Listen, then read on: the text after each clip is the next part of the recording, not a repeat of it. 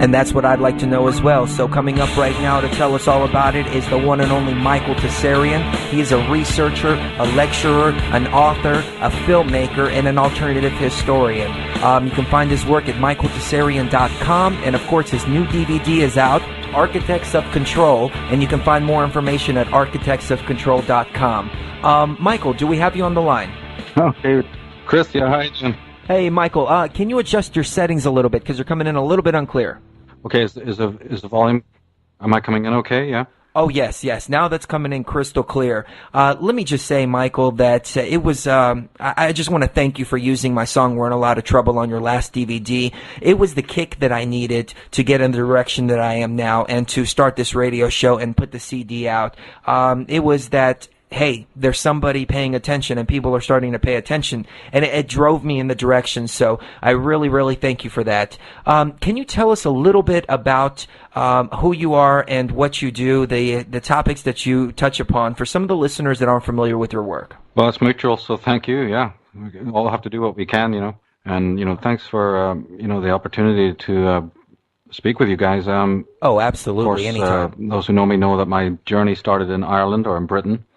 I guess it started, there's many threads, of course, but generally I've always been interested in philosophy and metaphysics, and my family was, or at least some members of my family were sort of tied up, involved with the New Age movement, and, that has both good and bad aspects to it, but just it was always generally brought up to think of life, in broader terms, metaphysical terms, study philosophy and literature and the Eastern mysticism and all of that. But very quickly, I could see that there was a lot of other questions that, some of the groups that I was involved with or the people I knew, they weren't really getting to answer a lot of the things that I wanted, or the questions that I started to have, sometimes just because they didn't have the interest in the subjects I was studying. But I'm a kind of person who, you go in and you study something. It doesn't mean you join it or belong to it. You sort of find out what they're about and, what their take on reality is. But you must always, in my opinion, keep your own sort of intellect alive and be as independent as you can, and then not all just get boxed or caged into one sort of think, that happens, which is often what people do. And just to keep on searching, keep on asking questions. Every book I've written, everything that I've done has been basically born out of X factors, which means that when I would read literature or read, books on whatever subject, say for instance it was on Masonry or Rosicrucianism or bloodline or the movement of the races, or even Irish history for that matter, or even American history for that matter, I would see things that just didn't make sense. You read 2-3 books and one guy's contradicting the other guy, and it was, my mind sort of focuses in on that. So even from the earliest days, even though I read a lot of what friends of mine were reading, I would see things, that didn't make sense. This is certainly the case even for my studies in astrology and things like that. And I couldn't sort of shrug that off, I would like to find out, why is this guy contradicting this? Or why doesn't he explain this correctly? Or why are there so many different interpretations of just one thing? And of course, people who now, since 9/11, who are doing this kind of research, they're probably going through exactly the same experience, in the sense that there's so much out there, there's so much information, they're noticing these contradictions, and they're noticing also a lot of bias and prejudice from certain groups who think, yeah, we got it down, we're territorializing this, come to us, we got the truth.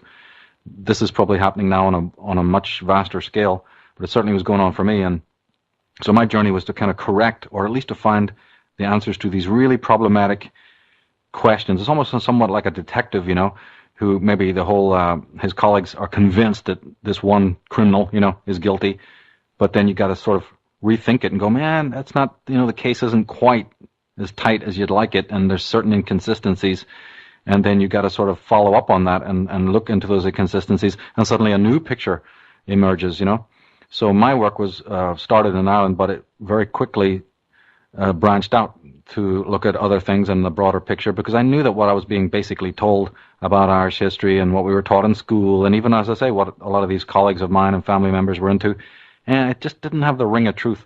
So my journey then took me, up until today, of course.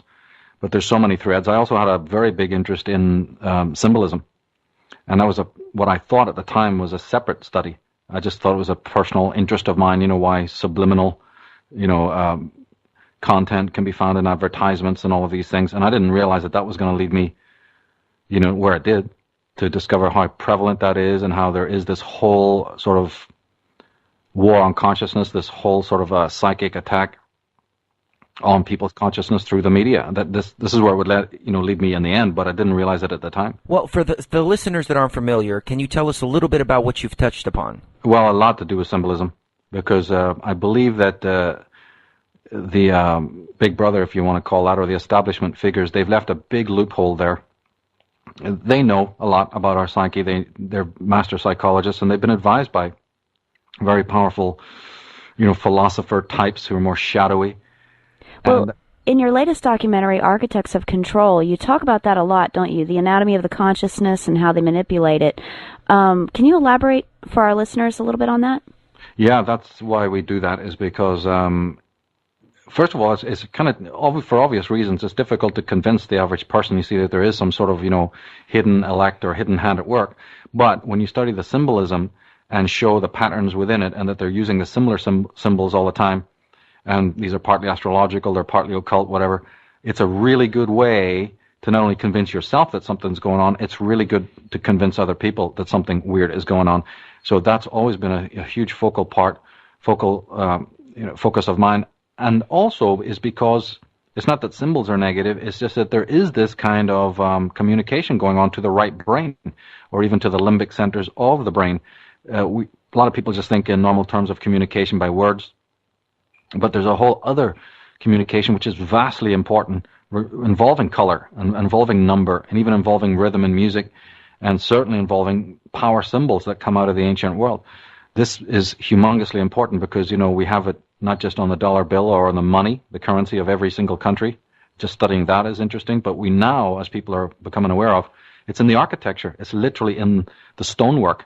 And now, of course, we even have big blockbuster movies dealing with this, but this was my interest back in 1982, 83, going around Ireland in a really humble way in the cities there and discovering how incredible this is, and not having, as I say, the answers, but certainly having the right questions, because once you start, isn't there an old statement that says if you think you know the answer, you won't ask the question?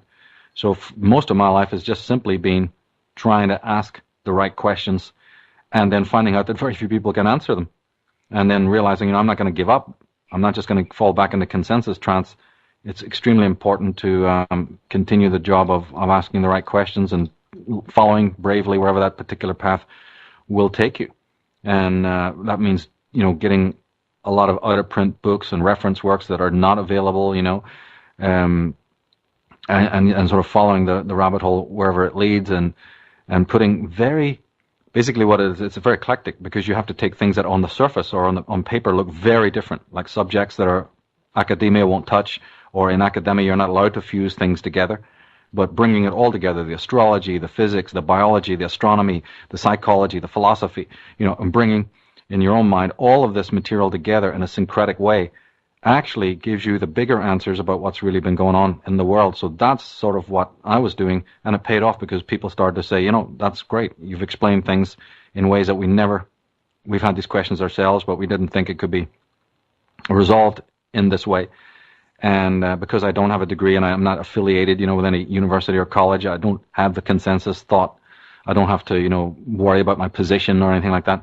It gives you that freedom to study subjects that are completely dissimilar on paper. This, I think, is a huge part of what I do.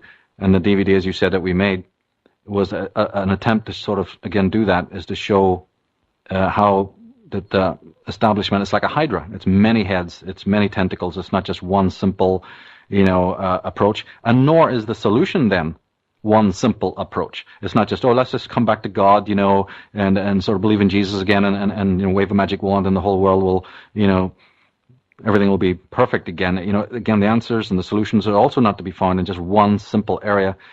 And that can be really challenging for people, because it demands a lot of work, and it demands a new way of looking at the world. That's what my job is really all about, is to try and open the eyes of the world, not to threaten anybody or say that, particular people have to suddenly leave, what they are familiar with, but it's also to try and adjust the settings a bit and see this matter for what it is. It's occult, it's hidden, and that requires a different kind of focus. than most people are used to. You know, Michael, I know you talk a lot about mind control on the new DVD, and I got to say, congratulations on that, because the production quality and the flow of information is just absolutely top notch there. Very well written cinematic effects and everything. Can you tell us a little bit about mind control? Can you go into that briefly? Well, one thing that can be said is how incredibly old that is, that process. What we really wanted to get across, and of course we gave some, modern sort of examples and what have you, serial killers, and I've been following this stuff for years, in the sense that I've always thought there's something kind of bizarre about the rise of even what we would call mass murder or serial crimes, and of course it takes many other forms, even certain high-level politicians. There's evidence that mind control is being used, very, very powerful versions of that. But also what we wanted to do is show how subtle it is, that basically everything in our world is mind control. The very image you may even have of yourself could be secondhand. We all have to conform to our parents. For example, their image of us, is highly involved in how the parents and their neuroses and all the things that they want for us, and how, it's like, it really is as primitive as the boys being given guns, and the girls being given dolls or whatever. Every single thing that we have is to erase our own sense of identity. So we're already coming into the world with the natural flow of our natural intelligence being blocked. And therefore, whatever that person then gets into later on in life, be it a path, a religion, a political belief system, whatever, you're already dealing with something that's completely secondhand. It's made to order. And these are psychic cages. They're what the poet William Blake referred to as mind-forged manacles. And what they do is they put the soul to sleep. They put the critical ability and what he referred to as imagination. And he didn't really mean that word in the way we use it today. He was talking about the soul. He just used the word imagination for a man's own individual soul, not a religious soul, not a collective soul, but man's own flow of intelligence. That is blocked. Kind of like putting a cork in it. Yeah. They put a cork in it like from day one. And therefore our entire relationship to the world, to sexuality, to members of the opposite sex, to our selfhood, to how the system operates, to how government operates, to our vision of foreigners, our vision of even our own culture. Everything is skewed, everything is distorted. I've gone into this not only in the DVD, but in the article that I wrote called Weapons of Mass Destruction Found. It's a huge problem. And therefore, the mind control can be auto-control. There's a certain external version, and then there's the way that people themselves blinker themselves, how they are afraid of reality. In fact, there's even a thesis. It's very much something I believe. And of course, you can only pose it as a question because I'm not enforcing my beliefs on anybody, but I would always ask people the question, what if it turns out to be, at the end of the day, that the reason why the whole world is the way it is because man is actually the last thing he wants in the world is true freedom. We have to take that on board. We can't just summarily and flippantly go, oh, well, we're all seeking for freedom. Liberty, rights, equality, fraternity. This is all on paper, yeah. But when you start looking at things psychologically, does it really look to us? I mean, just head down to the local mall, go down to, the Sharks arena or whatever. Just turn on the TV. Does it really look to you that anybody, the priority in their lives is true freedom or justice? I don't think so. So then we got to ask the question, why is that? Why do people vote the tyrants in? Why is it even when those tyrants go on and do things, and of course we're talking current right now, it's happening right in our face right now, why is it that when these politicians do breach their own promises, that then we think, oh, politics can't be rolled back, we can't turn it around, it just has to happen, okay, we were wrong for voting it in, but now we just got to continue. Why is that? Why do we think like that? Do you think maybe it's because people don't want to accept the responsibility that comes with being truly free? 100%. In fact, what you've just said there is actually being the thesis of some of the top psychologists, I mean the big brass, the Erich Fromms, the Viktor Frankls, the Sigmund Freuds. Sigmund Freud spoke heavily about the fact that civilization was pretty much doomed. He said we need it, but there are certain tremendous problems. Nietzsche said it, and Erich Fromm said that he even wrote a book called Escape from Freedom. And basically saying that if you gave man, if the wind was to throw open the cell door to true freedom, man would be scurrying and hiding under the bed. He doesn't want. It's too scary for him. It's too scary. It's too scary, and of course that can be understood because again it ties into Chris's question about the mind control. it is partly is conditioning. I think, don't get me wrong, I do believe there's an impulse within the deepest part of everyone that definitely wants to individuate and definitely wants to differentiate and definitely wants to have that free expression. But after centuries and centuries and centuries, after all, we know where I'm talking right, because the feminists agree that the behavior of women, for instance, is entirely based on their age-long suppression. So if even a simple, if the philosophy of feminism can clinically and clearly and biologically and sociologically prove that the behavior of a certain species or behavior of a certain gender is because of years and years of oppression, well then my point is then taken, that all mankind has continually been through aversion therapy, through reinforcements, negative reinforcements, through the church, through religion, through this whole double-headed ego apparatus, has been taught to associate freedom with pain. This is basically what's happened. And we see it on the smaller scale, but we don't realize that it's happened in our habitat. It's happened to our forefathers. It's happened to us. In fact, it's so ubiquitous we don't even notice it anymore. But that still doesn't mean that the question of freedom is negated, because absolutely every age is going to be looming on the path ahead of us. It's always going to be there, whether people want freedom and whether they don't. What's happening now is there's a massive tension in people. And that tension can sort of be an awakening, or at least it's like when you're trying to strike a light. The light may not have come on yet, the match may not have completely flared up, but you do have these interesting sparks. And that's what's happening now. People have been shaken up. They're not necessarily awakened up. But then Big Brother gets really, really afraid of that, because they are incredibly afraid.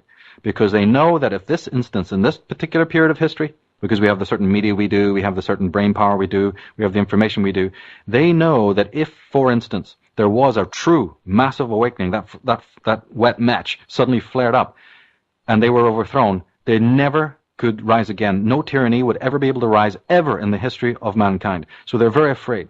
Well, Zbigniew Brzezinski recently said there's a massive global political awakening. Do you think that this is a false awakening, or are the elite really scared of the consciousness of man? It's both. It's easy to be. It partly is false. Because again, if you're trying to accomplish it politically, then it's going to go nowhere. But at the same time, it could be that it is a legitimate thing, that there is something happening. I mean, see, if you look at this thing astrologically, then it's legitimate. If you look at the astrological data, then it does look legitimate. The presence of the three major planets, Pluto, Uranus, and Neptune, and they all work together. They're like three brothers, or sisters. They work together, and those are definitely about shrugging off the old Saturnian paradigms, which is what's happening now. Saturn, Mars, the Sun, Jupiter, Venus, Mercury, these rule society as we know it. They're established, they're patriarchal, they're creative in a small c, and the Plutonic, Neptunian, Iranian is more deconstructive. It's to free up things, it's to open up the walnut and say, what, is this rotten in here? What the hell do we need it for? Throw it away. Let's reinvent something and build it up again. Now, the Saturnian chiefs have always known that this time would come. They're very into astrology for a start. They knew this time would come. So what they're making use of, they can't stop the change any more than King Canute sitting on the beach could stop the waves. They know they can't stop it. But what they can do is make good use of the in-between time. Because in life, and even in healing, you are simply not a person. It never happens that suddenly you have white and then you have black. You have ill health and then suddenly you're healthy. It doesn't happen like that. There's a gray area in between, and that's what the Big Brother is hoping for. That because once an age-old system or status quo passes away, the other one doesn't just click in immediately. It just doesn't happen like that in life. There's a big wasteland, sort of gray area there, and they're hoping that people will be so vulnerable, so scared, so frightened, so alienated, so paranoid, which is what's happening now.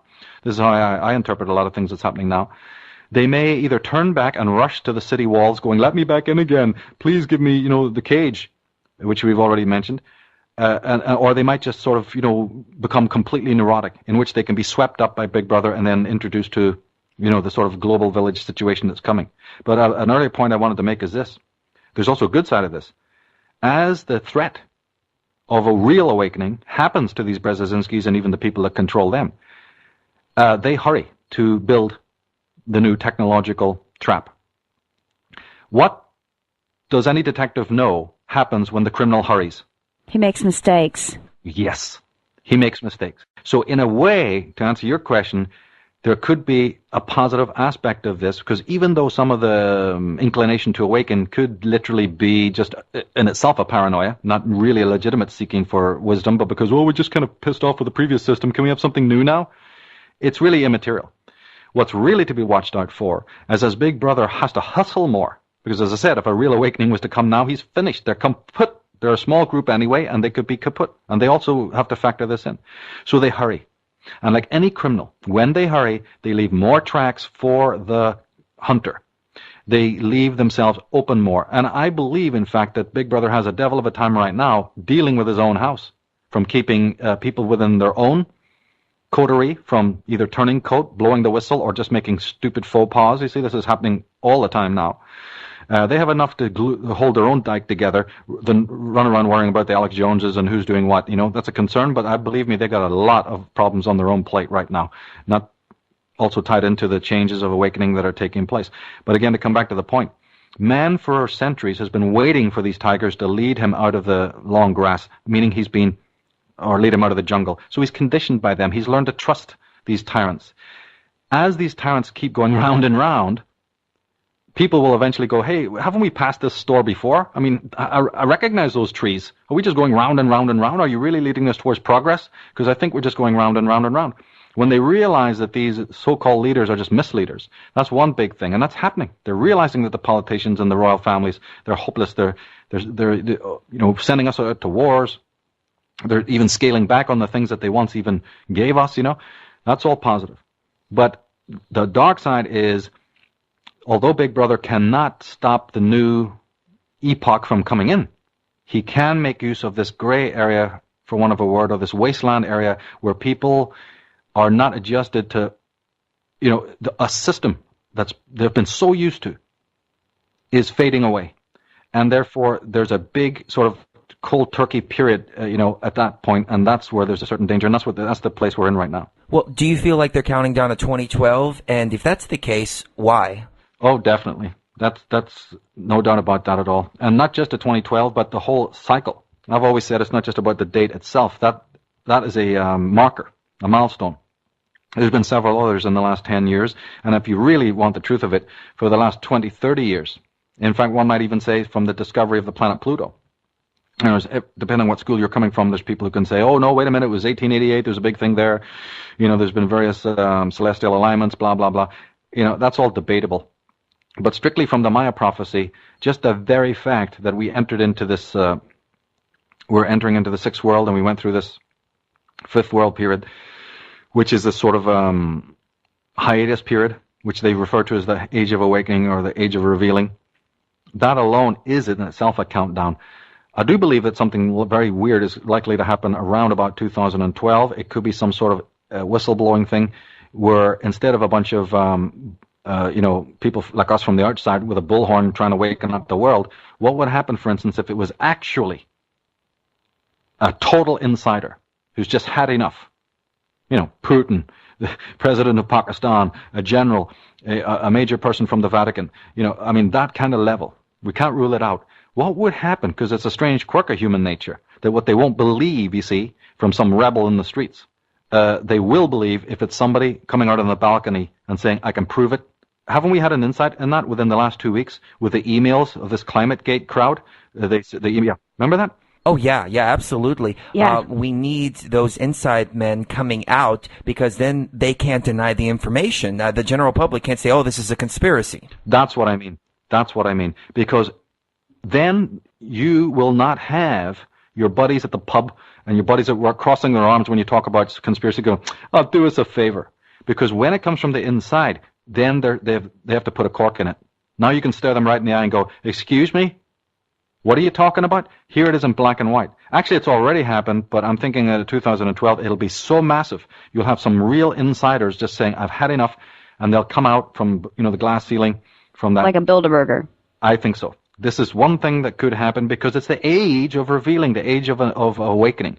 And remember, the person who does it might just be doing it because they have a private peeve. I'm not going to say they're champions of humanity or anything like that. It won't matter. It'll be immaterial. The fact is that documents will be leaked. Or listen, don't these people, let's look at it this way. Don't these people just adore a surveillance society? They love it. Well, listen, it could backfire in their face. What happens if a major bishop or cardinal from the Club of Rome is sitting there talking about world control, or Prince William with a few too many drinks in him one night down in London in a pub, and one of his mates is recording him as he's talking about what his family have done for the world and how they've kept everybody in line and how many peoples they've massacred and other secrets, you see, and how the real system, they own this and they own that. And then it's all on tape, and the next morning he finds it's all over YouTube. Yeah, I can just imagine Nick Rockefeller sitting back after having a few Mai Tais or whatever and just letting it go, and this is it. Yeah. Yeah. Something like that. And I think this is what has happened, because you know something, if you really do read the sages, the real masters, they've always predicted that the destruction comes from within. They never say that you can bash the doors from the outside to really bring down the ivory tower. The ivory tower always is destroyed from within. It's a principle. It's actually a mystical principle. And by the way, it's also an astrological principle, because the planet Pluto, if you really read into what the planet Pluto is all about, it is about the essence of something. Even the word Pluto represents the plutonic level. It's the atomic level. It's from within. Pluto is the planet archetype that says, what is this thing made of? I'm going to inspect it with a fine-tooth comb, and if I find a single crack, then this thing is falling down. Well, single crack. The Saturnian ivory tower has got lots of cracks in it. It was founded on total corruption to begin with. So when Pluto comes in, you see, and it shakes it, it's like a rotten tooth. It's going to yank it out. In fact, if you go to the card in the tarot that's ruled by Pluto, it's called the Death card, number 13. Just objectively, people can go online and look at it. You'll see that Death is on a steed. He's on a white horse, and the horse is riding over the corpses of a pope, and a king. So it's an unstoppable force. That's what I mean. Nothing can stand in the weight of the plutonic energy, because none of the Saturnian or even the solar energies, to use astrological phraseology here, can stand against that agent of justice. And that is what is happening now. These systems are unsustainable. Their time has come to pass away. People can be moving around the furniture on the Titanic if they feel like it, but the object, it's not going to stop anything. You'll just have a more comfortable collision with the iceberg when it comes, because this is the way things are moving. These individuals who I'm talking about, the Saturnian people, have lived in denial of nature's ordinances for thousands of years. Their very cities are designed that way. Their infrastructure is designed that way. Their mentality is like that. It's anti-natural, anti-organic. And therefore, within that evil, that's what a definition of evil is. But within the seed of evil within evil is the seed of its own destruction.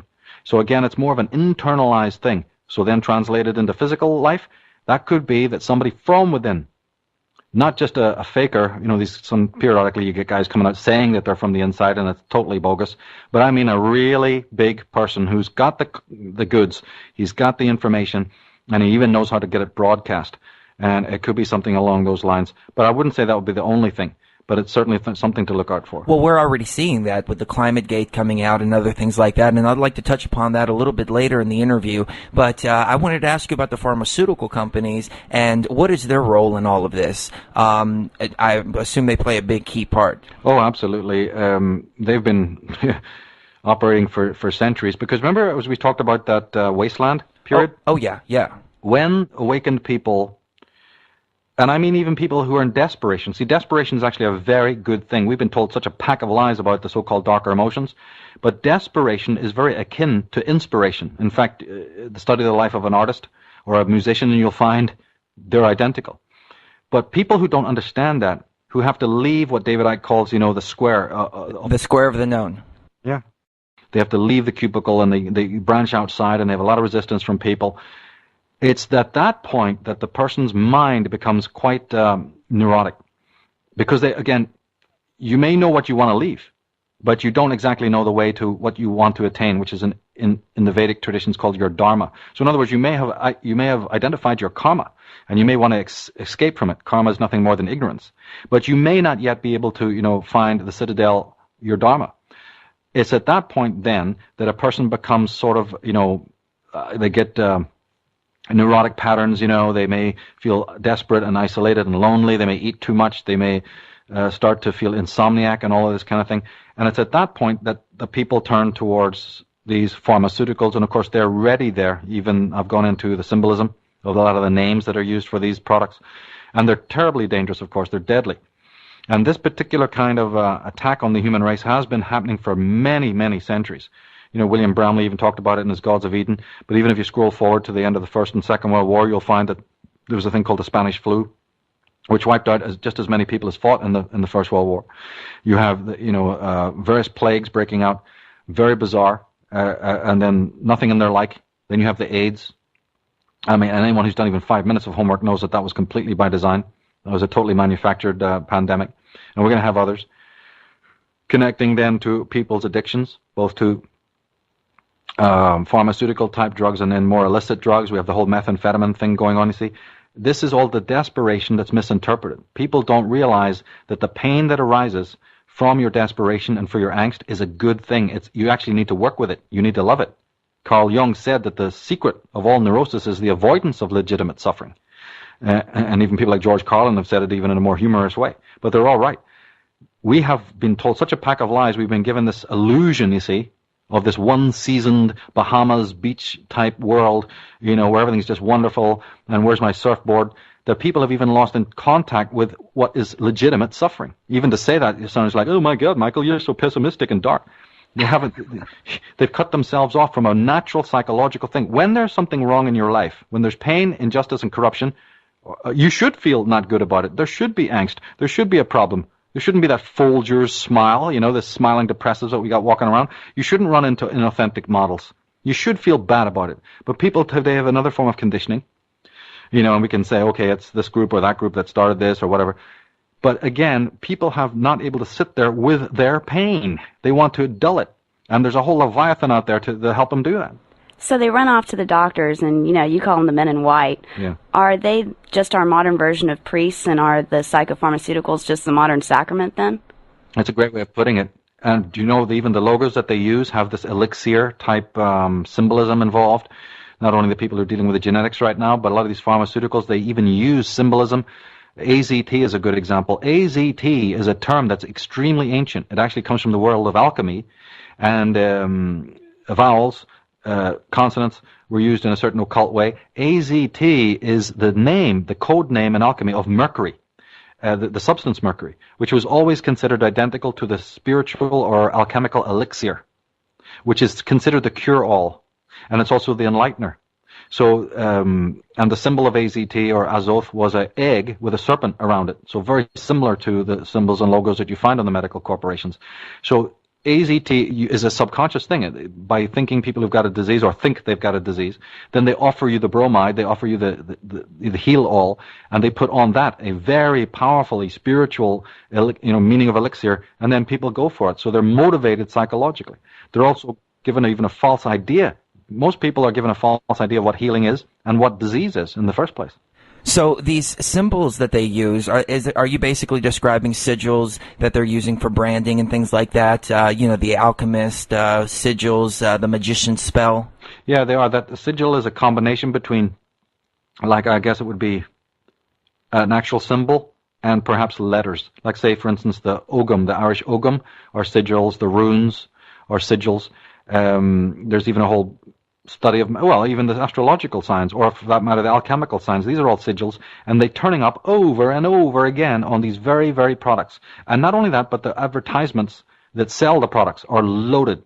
I have examples in the DVDs on symbolism that show exactly what it means so that people can back this up, The red rose that was constantly being used for the Prozac, the heart shape even, which is really two serpents coming together, the chalice and the serpent, which is used by many genome companies and corporations. This is, again, as I say, a loophole for people to study to realize that it is occult.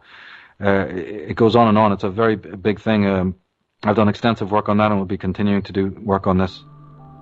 And on that note, ladies and gentlemen, we're going to take a quick break. We are speaking with Michael Tsarion. That is michaeltsarion.com, and his new DVD is Architects of Control at architectsofcontrol.com. Rather than going into a song, we're going to go ahead and go into a clip from his new DVD, and we'll be right back. So it says here, there's an interesting caption that says, "Here stands the new man. His conception of reality is a dance of electronic images fired into his forebrain, a gossamer construction of his masters designed so that he will not under any circumstances perceive the actual or the real.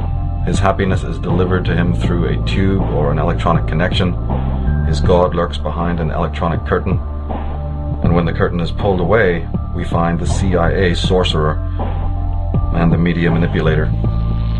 Jim Keith, Mind Control, Mass Control, just one of the fine books on, the manipulation of consciousness that he did before he sadly basically was killed, he was one of the people, I think, one of few who understood that the real war is a war on consciousness. It's very important to always remember that it may have so many other permutations. Now we're seeing it's, mass killings in America or what have you. But, and then all heads turn, as soon as that comes on the little media framed image, then people are shocked, and they turn to that as if it's some sort of freak phenomena or something like that. It's actually, the sad case is it's not freak. And anyone who's really studied mind control understands that mind control is ubiquitous. It's almost the question of who is not mind controlled, as opposed to, who is mind controlled. It's just a difference in degree. The whole question of what is consciousness and how it can be manipulated is one of the most crucial questions of our time.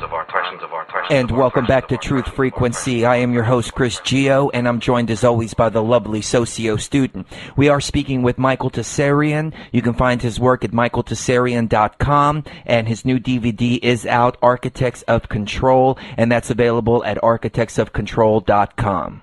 Now, Michael, we were talking about symbolism and the use of sigils in advertisement, basically these spells that are used to hypnotize and mass mind control the populations.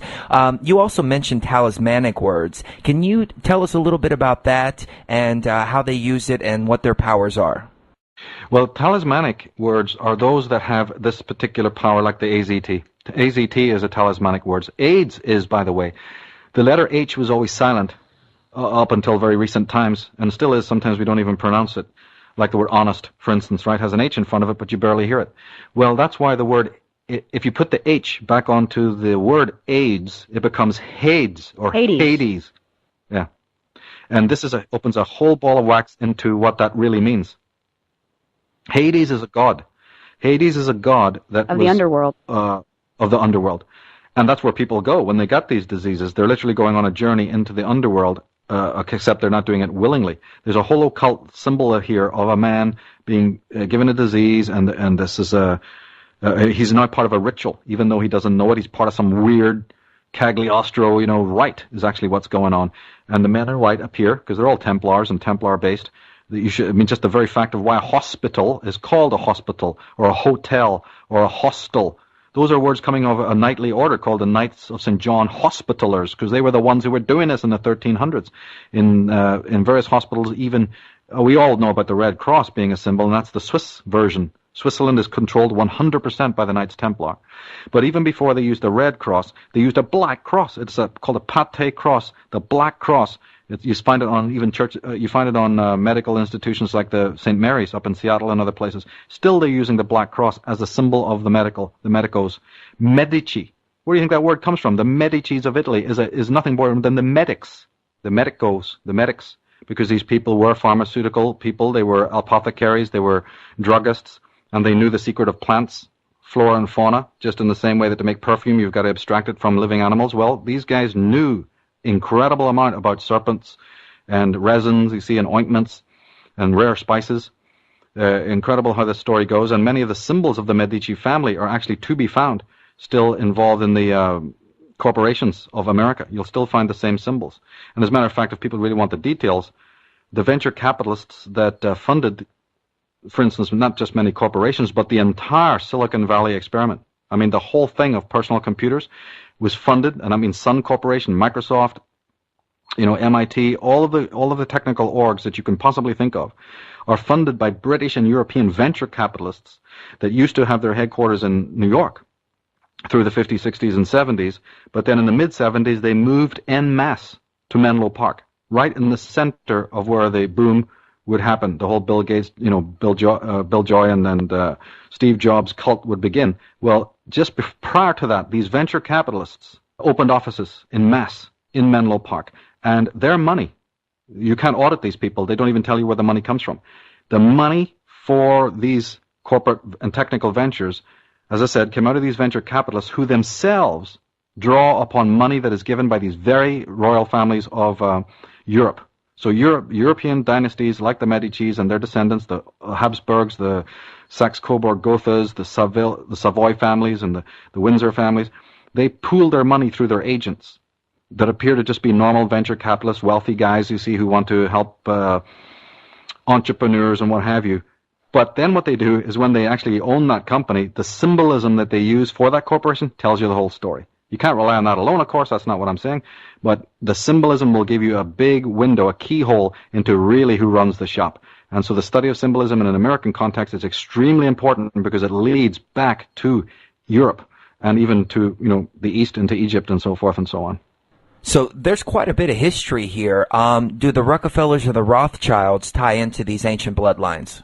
Yes, but the thing that needs to be understood is that they're still low level. One of the big peeves that I had, remember in the beginning you were asking questions about my particular slant on things? Yes. One of it involves inverting what we know about the Rothschild dynasty. All history claims that the Rothschilds are the prime movers and that they've even, Amschel Rothschild, the first one in the family, was an expert manipulator of this idiot, the Prince of Hesse, and he invested his money for him, and these doting, idiotic princes, just hadn't got a clue, and Lord Rothschild was the cunning, Svengali who made it all happen and built up his family's reputation, blah, blah, blah. And you get this all the time in the official and unofficial biographies, and nothing could be further from the truth. The Rothschilds themselves are agents of the crown. The evidence is there, it's in my books, and it's absolutely no doubt about it. It's preposterous to imagine that some little Jewish family from a ghetto in Frankfurt on Main could suddenly be just entering into the houses of the royals in the land of Hesse, which is in Germany, and so forth. And Lombardy. And Lombardy and these places, and just through selling a few coins, suddenly gain this amount of literally physical power that he was given. It's total nonsense, and anyone who believes that has not done enough homework.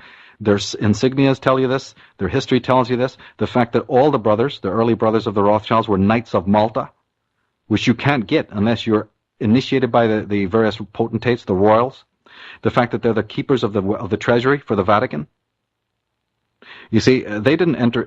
How can Jews over here, who always traditionally on surface are being blamed for the execution of Jesus, right? Traditionally, Catholics meant to despise Jews because they blame them for crucifying Jesus. But then you find over here in the economic world, they work hand in hand together.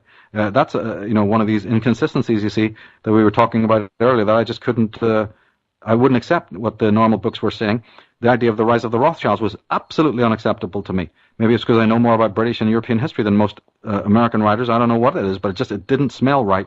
And there's many other things along those lines just like this. So they're not the ones at the top. They're basically just right at the bottom serving. Yeah. They are servants of the crown. They're literally telling you that. The very coat of arms of the Rothschild dynasty is very, very similar to the actual coat of arms of the Queen of England herself. I've got the pictures on my Irish Origins website. If they go into the excerpts link and click on chapter 42, you'll see exactly what I'm talking about. So these are, of course, put in front of you as the main prime movers. There's many reasons why they want to do that. It's because there's very few royal power figures in the world, and they need ants, right? The queen bee sits in the hive, but they need the worker ants to do the job. Well, the worker ants are these massively powerful Judite families, and many others. There's even the Muslim Brotherhood is tied into this, because the rise of the Muslim Brotherhood is actually not what people think. The Muslim Brotherhood is a Kabbalistic Judite order that's hiding behind the veil of Islam in the same way that many of these people have hidden behind the veil of evangelism and Christianity and even atheism and all of these different groups. Well, Mike, I'm glad you brought that up because I was going to ask you about the Islamic Warriors and their connection to the Freemasonry. Can you elaborate a little bit on that? Sure. If people really want to know the details, because I'm actually not the expert on it, it's just something I've researched. If they go to my forum, the MTSAR forum, which you can get to through michaeltsarion.com, go to the War on You page, especially the ones of the last 2 weeks, 2 to 3 weeks, and the whole story is laid out there. But basically, yes, in short, by the way, the expert on this is a man called David Livingstone, who wrote a book called Terror and the Illuminati. I've got all the links there for that, and people can go to Terror stroke Illuminati, to David Livingstone's work. The point is that he understands, what my researchers also understood, I call them Atenists, he calls them Frankists, coming out of Armenia. It's really the same, they're the same coterie. That there was a very powerful group of sorcerers. These are the same people that we were talking about who really are behind the medical profession, because the Bayer Corporation, Bayer, for instance, is really Bauer. And Bauer is the wife of Lord Rothschild. The original Rothschild was called Am Scher Rothschild, but their family name is Bauer. And they're the ones who are behind the Bayer Corporation. They just changed the names a little bit so you don't realize it.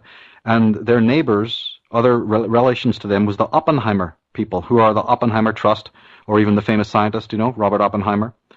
And so we need to know about these families and study them up and find out. That doesn't mean that everybody who's called that has got some agenda, but there's this core group, you see, that works out of Europe, and they have a lot of power.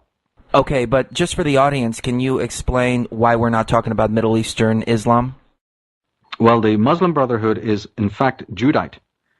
And Jews need to know about this, because I'm not saying they're Jewish. There's a big difference between what is known as a Judite, Kabbalistic, Talmudic, Atenist Judite, than there is about a Torah-worshipping Jew. There's a completely two different things, and Jews are finally, at last, starting to wake up to this. Basically, it's the difference between Zionism and Judaism. There's two big differences there. In fact, I would ask people a question. Why is it that one of the cities of Switzerland is called Sion, S-I-O-N? People need to realize that word has nothing to do with Judaism as we know it. It's a secret society, talismanic word, so to speak, that represents the Knights of the Knights Templar.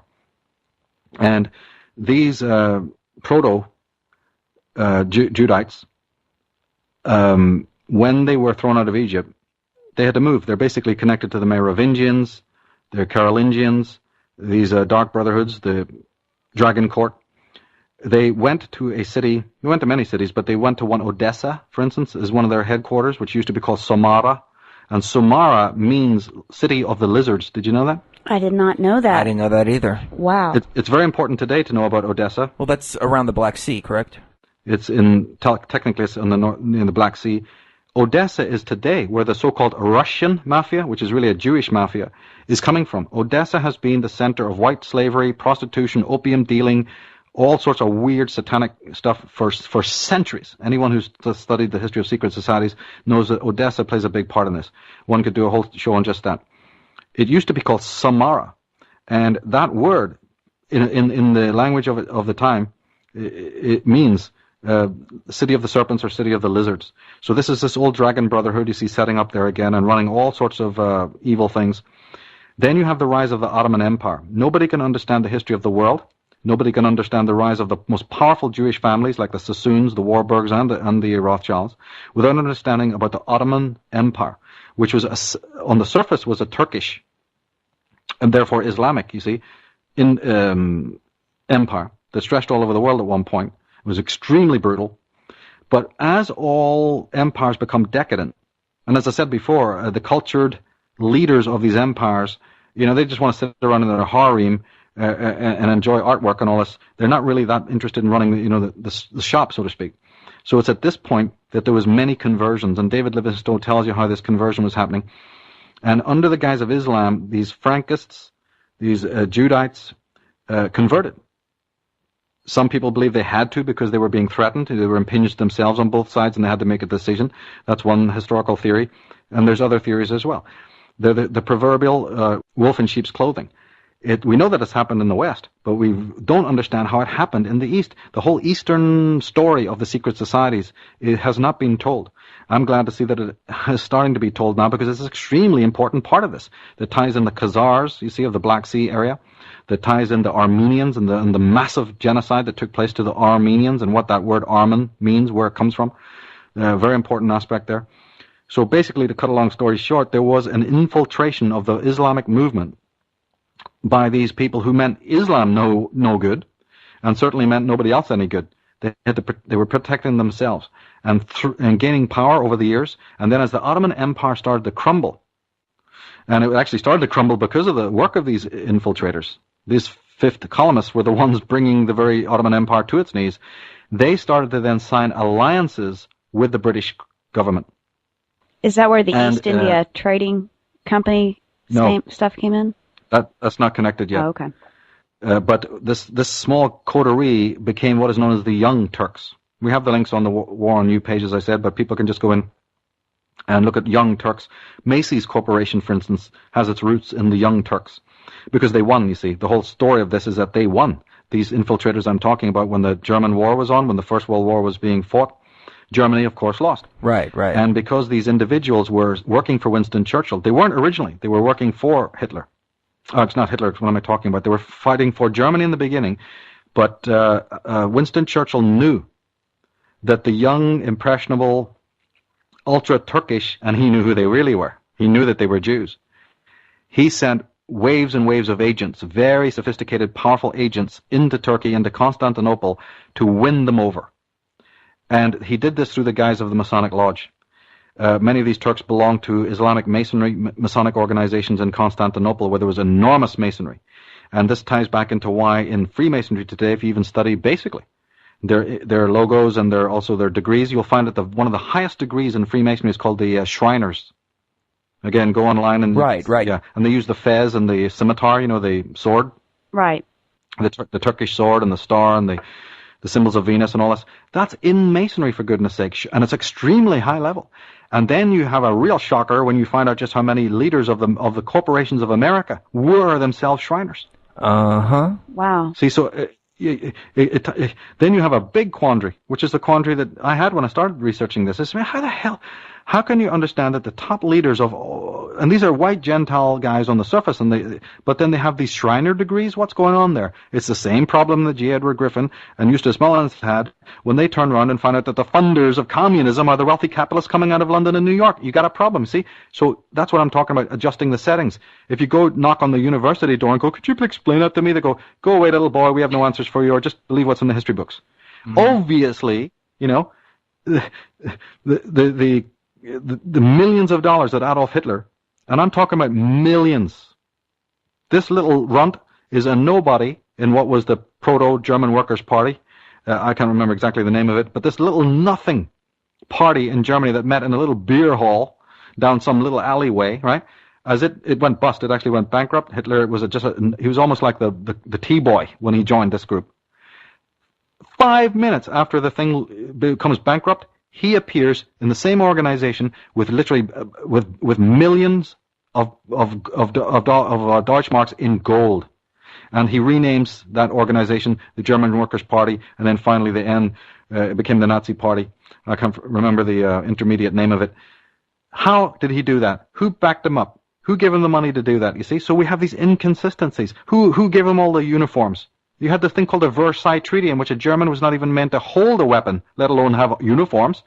Where are they getting all that money? Where are they getting all that wealth? And then you find out that it's these rich bankers. The same thing applies. Like I said, we know about it in the West. We're getting a bit of a handle on these sort of conspiracies. But it's extremely important now with the rise of so-called Islam to realize that it is not the rise of Islam. It is the rise of a form of Freemasonry that has a long history. And Winston Churchill, had he not gone in and won these people over to his side with huge bonuses, he said, if you help the British and the Americans against Germany, we will make sure that when you win, you will have the reign of Turkey, you will have the reign of Armenia, you will have the reign of Iraq and Iran, we will give you Kuwait, we will give you Saudi Arabia, we will give you whatever you want. And we will also give you top corporations if you want. We'll open the university doors to you. We will give you land and privilege and wealth, and we'll establish banks for you. We'll give you the lot. And the Young Turks turned coat, took the side of the Allies against the Axis powers, you see. And of course, as we know, the Allies won, and therefore the subsequent payoff of these very, very sinister, powerful families who already were already were basically Luciferian. But remember, they were under the Ottoman Empire. They had to stay put. They didn't have quite the world control that they did after the First World War. So the study of these groups, where they came from thousands of years ago, is interesting.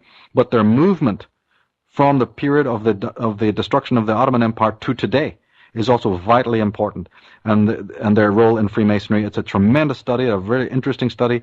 It involves a lot of symbolism, and it certainly involves what's happening today with the rise of these groups and the conflicts. And how easy, just by under the name of religion, of course, how easy it is to stir up these age-old conflicts, this age-old crusader mentality.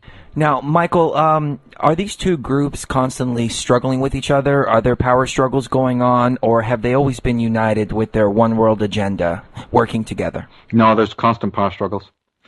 And this is because they're psychopaths. That sounds like an ancient Greek, who was it, Plato, Socrates? Plato and Socrates addressed it in the Republic when they actually analyzed, thieves. They said if a group of thieves exist, because they're all criminals, one is always conspiring the death of the other, you know what I'm saying? And if there's three criminals, what happens if two gang up against the one? Oh, they're eventually going to go after each other. Yeah, right. So there's this weird dynamic that comes with certain criminal institutions. They've tried to set things in place that stop this from happening, but it often doesn't work very well. Because one is always afraid that two will go gang up against him, so always he wants to gang up with the second guy to annihilate the third. So within a criminal syndicate, you have endless conflicts. You don't have to be Elliot Ness to work this out, that each mobster can be placed against the other if you're psychologically smart.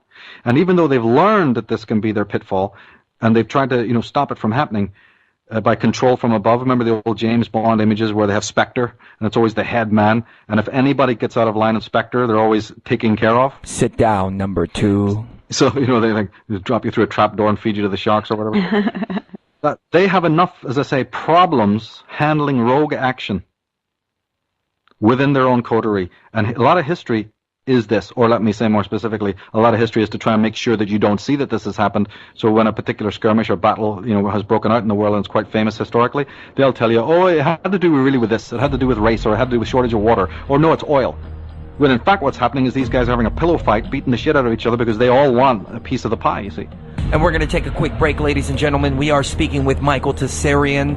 You can find his work at michaeltsarion.com and his new DVD, Architects of Control, which is an excellent watch. Find that at architectsofcontrol.com. This is Truth Frequency. I am your host, Chris Gio, and joined as always by the lovely socio student. We'll be back in just a few minutes with Michael Tsarion. Who controls the web? The spider controls the web. And the spider is at a level that you never see. It's not Tony Blair. He's a strand. The Bush family, they're a strand. Even the Rockefellers are a strand. The real power that's manipulating all this, you never see. It operates from the shadows. So it's operating to a central dictating policy. And this is why you're seeing the same things happen in all different countries at the same time. It's because the orders and the policy are coming from a central point. We can work on the level of banking scams, political scams, manipulated wars, manipulated 9/11s, and we should, because we need to know that. But if that's all we're doing in terms of communicating knowledge, then basically we're operating in a cycle of this is the problem, but how the hell do we get out of this? We will never know how to set ourselves free until we understand the nature of who we bloody well are. How do you set yourself free when you don't even know you are? How do you set yourself free when you don't even know the nature of reality that you're living in and manifesting and making happen without your knowledge that you're making it happen? You can't. So alongside the information about, the 5 sense level of this conspiracy, if you like, we have to just as powerfully, I would say more powerfully, communicate the nature of reality and how we are creating our reality and how we are allowing it to be created for us by having ourselves programmed with certain beliefs, certain perceptions, and all the rest of it all the time. The two must go together, otherwise, we're never going to get out of this. And welcome back to Truth Frequency. I am Chris Geo, and I'm joined as always by Socio Student. We are speaking with Michael Tsarion. Don't forget his new DVD is out called Architects of Control, and you can find that at architectsofcontrol.com. It's an incredible watch, and I suggest that everybody runs out and picks up that DVD because it's absolutely amazing. You'll watch it 10 times over. Now, Michael, I said earlier in the interview that I want to direct it a little bit towards ClimateGate. I just basically want to get your take on that. Do you think that that was a document that was genuinely leaked? Do you think there was perhaps a hidden agenda in bringing out that information? Because I saw that as a big victory, where we were basically stopping their carbon tax. Or do you think it's maybe a case of two factions fighting with each other for control? Well, again, if you ask 10 guys, they'll all say something different. My take on it is coming out of the world of psychology. What I noticed was that every so often, 10, 15 years, they wheel out something in order to, and the only word I can use is expatiate. A similar word is to exorcise, like a priest making an exorcism.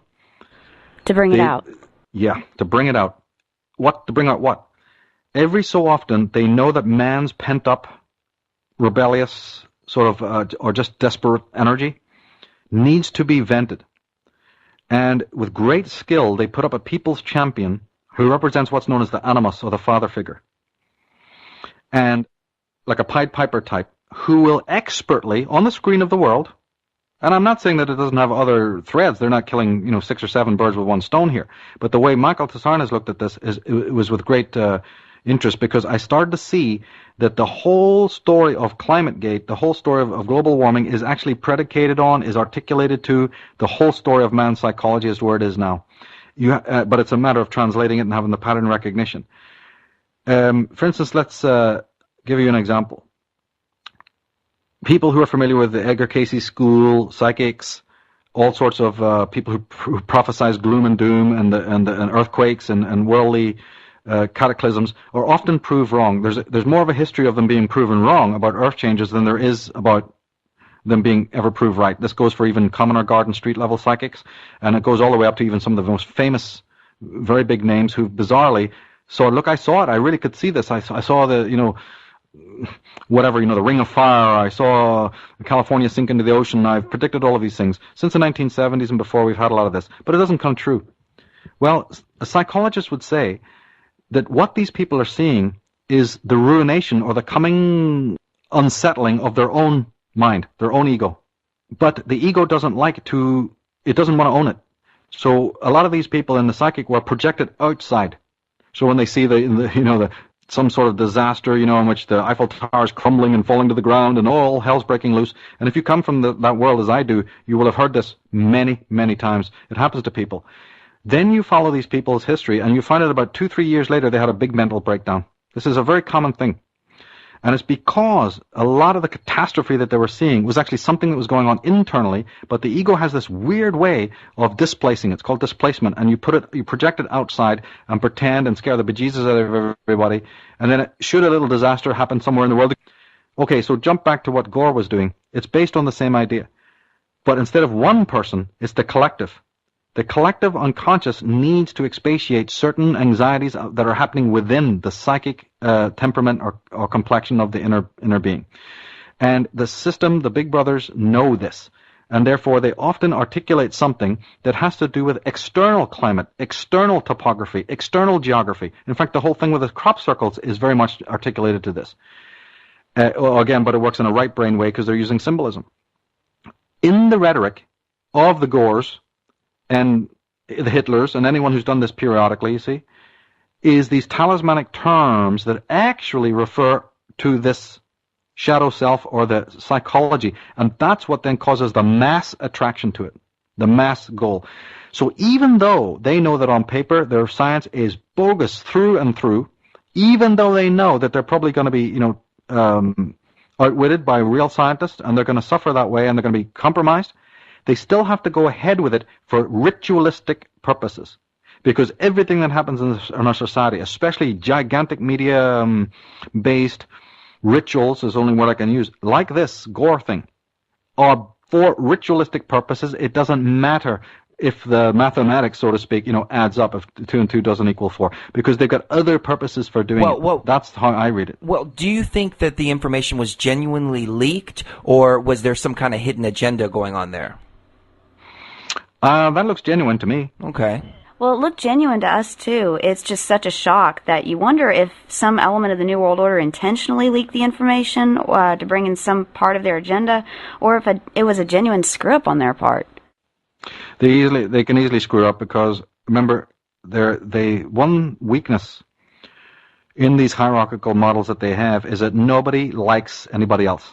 So should a bunch of guys have a personal peeve, or a bunch of guys have overheard chit-chat against them? This is within the corporate world I'm talking about, within the government, the politics, the UN, whatever. If they have if they realize that they've been undercut, if injustice has been done to them, they're not going to feel bad about it by leaking the information. They've got the perfect way to do it right now, which is the media, the internet. So, of course, we must know that can happen legitimately. It's pretty obvious when it does. Then tie it back into what I was talking about, astrology, in which there's even a sort of a movement right now that will happen, that truth will out, so to speak, So I look at truth is coming out in many ways, and this is one aspect that it happens in. But, of course, you always must be using your critical filter. Think before you leap, so to speak. Do you think that's why they're bringing in Internet 2.0 to have full spectrum dominance on the web? Yeah, that's another possibility. However, I'm optimistic, because even if they try to crack down, the genius of man is that he'll create another one over here. So it's like pushing a balloon. They think they got a grip on it here, but what they don't see is that the other side of the balloon is ballooned more. The more it's starting to bulge. Yeah. The more they feel that they're going to... This is one of the downsides of acting repressively. During the time of the Saturnian paradigm, you could get away with it. You could just beat something over the head and it would work. Right now, we're in a totally different paradigm. You might try to beat round, spheres into square holes, and it's not going to happen. And they're not going to learn it, but this is what's happening. In the end, it almost becomes like some sort of... Portrait of Dorian Gray fiasco, in which you stab at the canvas and then the knife is going into your own heart.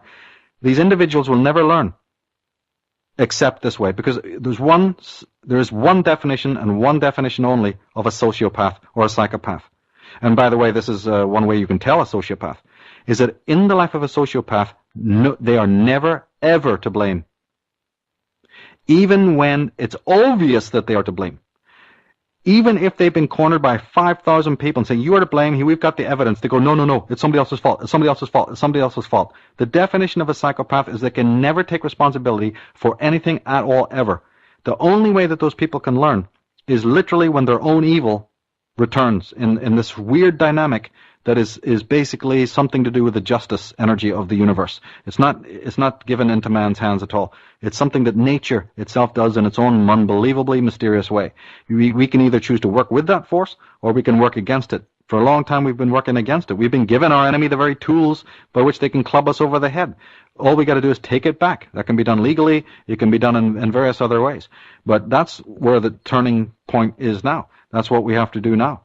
Well, Michael, my main concern is that, people are constantly bombarded with this mind control. You get in your car, you turn on the radio, you hear all these mind control talk shows. You turn on your TV, you're constantly being mind controlled. Billboards, it's just a constant bombardment left and right. Do you think that we can get out of this? Do you really think we can? Yes, but the principles of true change are not what we have been ever taught to understand. Probably the only group in the world, apart from shamanic groups, who understand what true change is, are sort of Taoist stroke Zen people. And even not too many of the Zens, because they're tied into Buddhism, and I think they've lost it as well. But pure Zen people, and certainly Taoists, know what true change is all about. It once used to be taught quite widely, and is no longer, but it's very much the center of my work, which I talk about deconstruction, or the Shiva cycle. True change can only take place, as the alchemist Figulus said, is when bodies are broken down or reduced to their first matter. This, of course, is extremely threatening to most people who believe that change is keeping all the baggage you've got and adding more. No, that's what man has been doing. That's what's called solar. That's patristic. That's hierarchical. In other words, you're actually making the same mistakes as the very enemy you want to pull down. How can you do that? It's like Punch and Judy. You're not going to get anywhere. As I say, the knife going into the canvas is going into your own soul. You must change the way you look at what change is. Western man has been taught that it's acquisitive, it's conquestative, it's aggressive. You will it into existence. You have it. It's ownership. It's gain. It's have. All of this very yang attitude towards life, and also towards change. Actually, spiritually, it's the reverse. It's letting go. It's abstinence. It's non-interference. It's asceticism, a certain form of mental asceticism. It's letting the thing pass. It's releasing yourself from it. It's no longer clutching it like some maniac. That is what causes real change. Or as the alchemist said, it's burning things down to its basic elements. And then from that, a new form is built. Now, that's what the planet Pluto in astrology represents. It's a part of the mind that is deconstructive, that is catabolic, that the Eastern people would call the Shiva model, you see. It's not destruction. That's another, again, a false way of looking at it. It's deconstruction. But we have been given so many false ideas about the nature of true change. We don't realize that it's cathartic. We don't realize that it's about letting go. And the West needs to understand this. Otherwise, there's not going to be real change. There's not going to be, what we'll do is keep on repeating, you see, the same methodology. Like Buckminster Fuller said, if you want to change something, don't keep repeating, or was it Einstein? Don't keep repeating the same way that you've been doing it before. You have to create a new model to replace the old model. And that's what we're being given the chance to do. Yeah, but Michael, it's going to be a little difficult to get people to go in that direction and the global shift of consciousness to shift in that direction. I mean, people love their slavery and they look for all these escapes from reality so they don't have to deal with it. Yeah. People fear that. And they have anxiety, and therefore they run, as you said, into all the authentic escapes, hoping that they can fall asleep, hoping that they don't have to think about it, because again, as I've said so many times in my work, one of the biggest reasons that you see the world in the shape that it's in is because people have got no balls, and excuse my language, but they got no courage anymore. And I don't know if it's because the real people are lying in graves, who had the guts to fight, are all dead and buried because they actually were the ones who went and fought in the First and Second World War and all the other horrific things that have happened, and what's left is just genetic garbage, I don't know. Or it's just because there's something has happened. Maybe it is the conditioning, or maybe it's too much affluence. Or I actually do believe it's a combination of a lot of things. But the fact of the matter is, if people just had a little bit of guts to fall in love with the word no, we wouldn't have half the problems we do today. Yeah. First of all, they'd realize that you can turn politics back. If you misguidingly voted somebody or some rule or law in, and then the Congress goes and abuses it, or a politician goes and abuses it, or a president abuses it, you can take it back. If George Bush goes and signs illegal executive orders, if Obama does it, you can turn that back. You have ways of doing it. Don't just think it's all one way. We can't reverse it. We can't reverse untold immigration. We can't reverse, outsourcing. Of course you can. But the thing is that man has lost his guts. He just simply does not have it anymore. I wholeheartedly agree with that. I think there's another factor that we need to look at, though. People are just flat out lazy. I mean, we live in the biggest welfare state in the world. People want everything provided for them, and now they even want universal health care. They think the government should provide their health care. Well, what happened to take responsibility for yourself? I know. I mean, that's exactly what I'm talking about. People want to be free, but they don't want to be responsible as free people. So I guess the next question that I would pose to you, Mike, is what do we do with these people and how do we reach them? Well, you don't. Well, at least I don't. If you ask again 10 other researchers, they'll tell you different things. My motive is never to waken up mankind. What is it, just to shake them up real well? Not even that.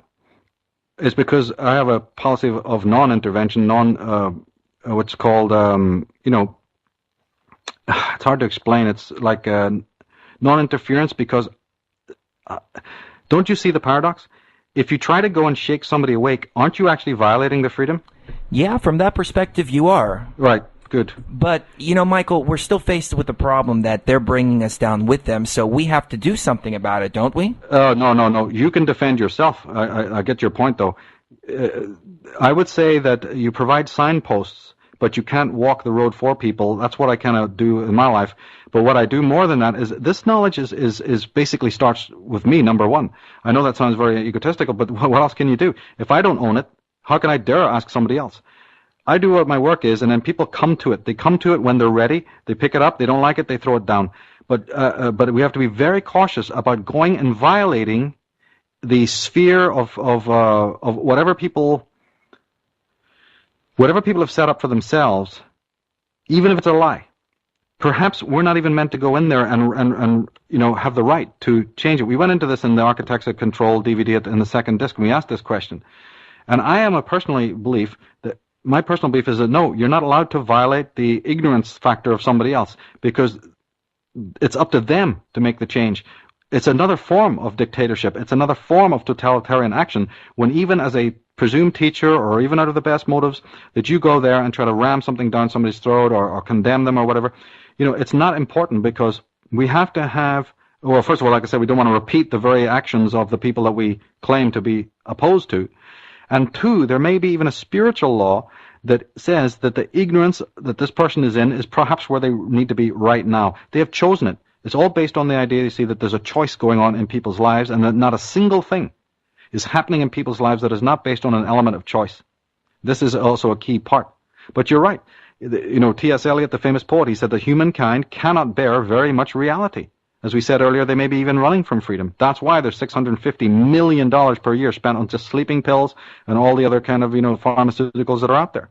And there's she's not operating now, but there was a politician in Ireland called Bernadette Devlin, and she had a brilliant comment that backs up what I was saying earlier about the alchemical model of change. She said, to gain that which is worth having, it may be necessary to lose everything else. That's exactly what you're seeing in the world today. And my message is, get out of the bloody way. Don't try to prop up what is corrupt. Don't try to save people from falling over the edge. They may need to fall and hurt themselves and scar their knees, and they may need to see this rotten edifice that is built on so much crime, so much filth. What is wrong with people? Can't they get okay with the deconstruction? And the answer is no, they can't, because they've been mistaught about what the real nature of change is. They've been mistaught that if they're not having something and their pockets are bulging and they're morbidly obese in their consciousness, so to speak, that then they're not feeling fed. There comes a particular winter cycle. There comes a particular harvest cycle. There is nothing you can do about it, and if you stand in the way of it, you're going to be under the horse's hooves of that deconstructive, entity, because that happens in your own psyche, by the way. It happens in the age of an individual. It happens in the seasons. It happens in the movement of the planets. And it happens in psychology. And whatever happens in psychology, obviously, is going to happen in the life of nations.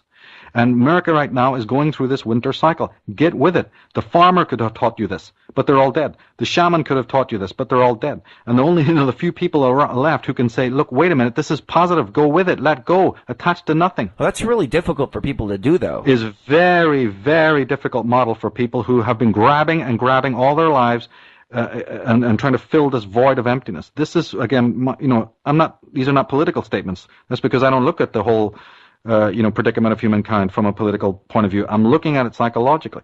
And I think that this is a message I say that other people can get into, but as an adventure, as an interesting, discovery, as you look at a beautiful sapphire and turn it around and look at the thing and analyze a piece of artwork. That's all I offer to people. It's just, a vision. But I'm not forcing anyone to, I'm not standing up on a soapbox and going, no, follow my way. This is the right way to all healing and all will solve every problem.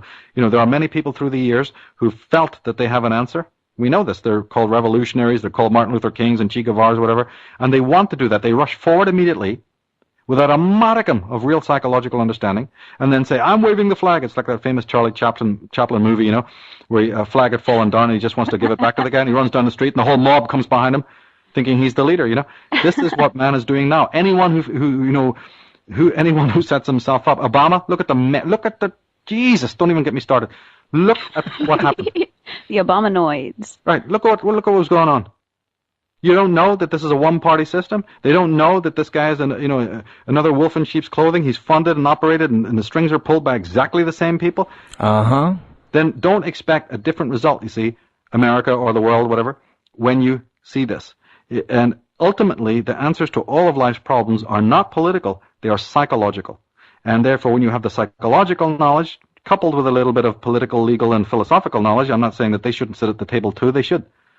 But the big king, the big kahuna here is the psychological understanding of life, because all civilization, all cities, all relationships, everything that you do is based on your own psychological makeup.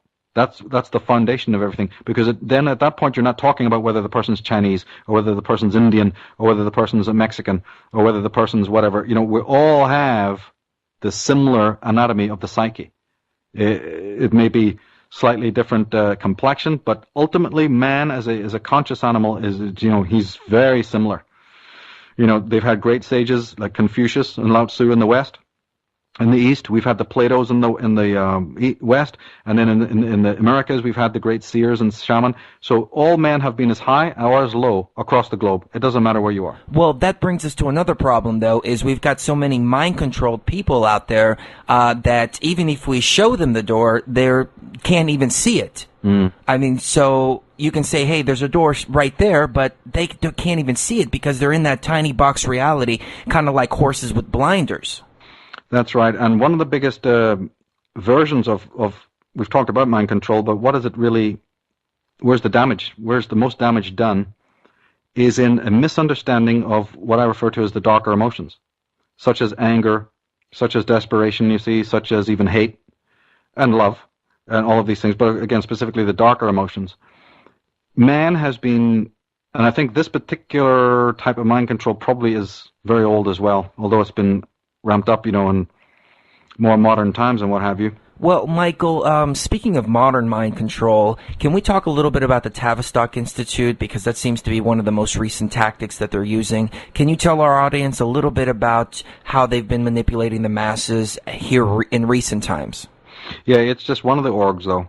It's a major think tank that is allied to other ones like the Mount Perilyn Society, the Club of the Isles, the Frankfurt School, many other organizations, but of course in American context, it's members of, say, the Tavistock Institute that have infiltrated not only Madison Avenue, but have certainly infiltrated the Rand Corporation and the Brookings Institute, these various groups.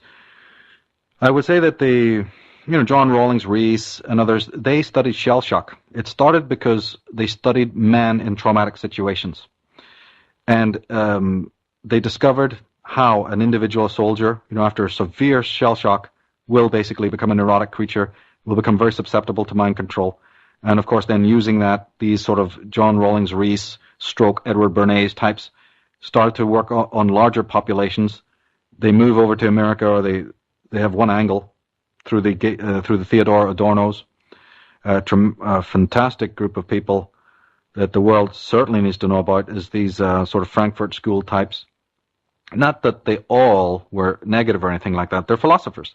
And why we need to know about them is not so we can just condemn them blindly. It's that their philosophies are being carried out by your neocons and your democons, the people that are in your face, like the Richard Pearls and the Wolfowitzes and the Brzezinskis and even the Obamas and Clintons and whatnot. They are disciples. I mean, absolutely. I mean, they really do bow to kiss the rings of the men that I'm talking about. Behind every Woodrow Wilson is a Cornell Mandel house. And so it goes. Behind all of the people are shadowy figures. Behind the neocons, you have the Leo Strausses. And who is Leo Strauss? He's a philosopher. Who is behind the Soviet experiment? Were philosophers. You see? Who is behind Nazism? Philosophers. Who is behind the British socialist movements, you see, that started arising, are a certain philosophy, John Stuart Mill and Jeremy Bentham and Thomas Hobbes. There's a group of philosophy. They even say that Jean-Jacques Rousseau, as a famous French philosopher, many of his ideas, sparked off the French Revolution. You could certainly say that in almost every context, that when you see an enormous movement, for instance, my God, communism, who was behind that? Karl Marx. What was Karl Marx? He wasn't a politician, he was a philosopher. So behind every mass movement is a certain level of philosophy. And that's why my work focuses on them a lot. We need to know about them, because their work, their ideas, then it's these next, it's like a shell around a shell. The next shell is your economists, your politicians, and then from out there it's the media shell comes outside that, you see, and that includes the teachers who teach people in school. So if you have a movement of behaviorism, or you have a Calvinism over here, or you've got a neoconservatism movement over there, or you've got a pro-Islam movement over there, it's all traceable back to certain philosophers. And it's important to know a little bit, at least, about what those philosophies are. so that we have a handle on what's going down in the world, and it helps us also identify the allegiances of these people. It's nothing more than forensics. In order to know the criminal, you got to know their signature. Well, these philosophers, that's what I'm talking about, it's the signature.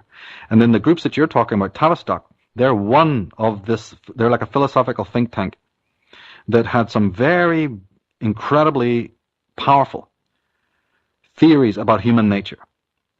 And that sparks off a whole behaviorist school, a whole economic school. Margaret Thatcher, for instance. Margaret Thatcher is directly and was directly influenced by people from the Frankfurt School and by this other Mount Perilyn Society. And the expert on, again, I'm not the expert in all of this, the expert on this particular subject of the Tavistock Institute is Dr. John Coleman. I have links to him on my War on You page on the forum. And also the Lyndon LaRouche crowd that we call the Dope Incorporated crowd. Great scholars there like Webster Tarpley and Jeffrey Steinberg. People can contact me for the links to these people's websites if they need to. I've got links all over the forum anyway. So yeah, Webster Tarpley is magnificent. He's been on Jeff Renth a lot. He is the expert on the whole Venetian. Remember we were talking a little bit about the Medicis? Yes, absolutely. The Medici and what's called the Black Venetians. This ties in because, of course, the British royal family, who control America basically, they are controlled by, they are originally called the Black Venetian family, and Webster Tarpley, Lyndon LaRouche, Jeffrey Steinberger, all from the same organization, are absolutely the experts on that.